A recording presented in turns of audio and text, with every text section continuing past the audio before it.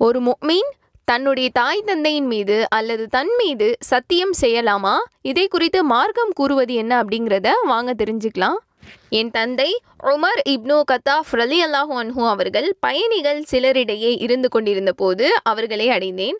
அப்போது உமர் ரலியல்லாஹு அன்ஹு அவர்கள் தம் தந்தையின் மீது சத்தியம் செய்தார்கள். உடனே இறைதூதர் ஸல்லல்லாஹு அலைஹி வஸல்லம் அவர்கள் மக்களை அழைத்து, அறிந்து கொள்ளுங்கள், உங்கள் தந்தையர் மீது சத்தியம் செய்வதை அல்லாஹ் உங்களுக்கு தடை செய்து விட்டான்.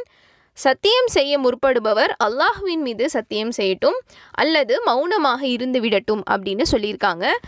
இந்த ஹதீஸில் தந்தை அப்படின்னு மட்டும்தான் சொல்லியிருக்காங்க. ஆனால் தாய் தந்தை நம்ம மீது அப்படின்னு எல்லாமே அடங்கும்.